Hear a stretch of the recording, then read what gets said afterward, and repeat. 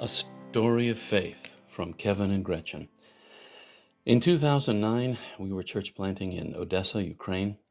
I remember we prayed hard and worked hard and were continuously trying new adventurous avenues. We were working on a godly, harmonious team, dedicated, experienced in 5 different languages, good mix of gifts. We were connected with all kinds of individuals in the city and 7 different institutions. Some of the adventures we engaged in were almost comical, and yet the fruit was minimal, and we kept asking the Lord, why?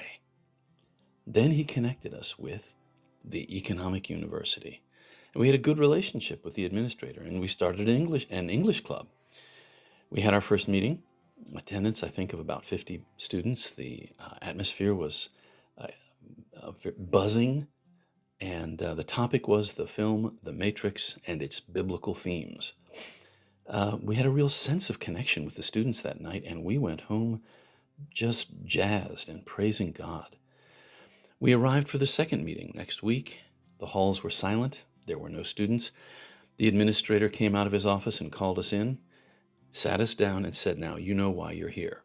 Well, we had no idea. So he pulled out the smoking gun. Our crime was that we had invited students to our home for a pizza party. Essentially, he told us, this is the last straw. Leave and don't come back. I remember the walk to the bus stop.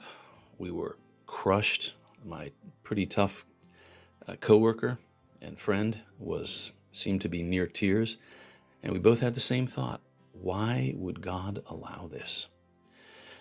And yet, right about that time, I saw an invitation to a training event for Bible translation consultants and felt led to go. And while I was there, the event was in the Philippines, I was invited to join the consultant team in the Philippines, and I felt an excitement I hadn't felt in years. So it's like we stepped back and saw our frustration by faith in the light of God's sovereignty and realized this is like what happened to Paul in Acts 16.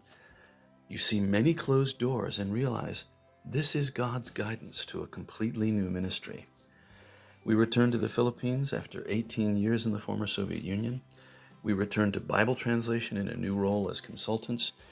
We served there in the Philippines for 12 years, worked in 14 languages in the Muslim world, the Hindu world, the Buddhist world, the tribal world. And currently we're serving in 2 large translation projects in Asia, one for 45 million speakers, one to bless 250 million people. The Lord has been fruitful, and the Lord has given us great joy.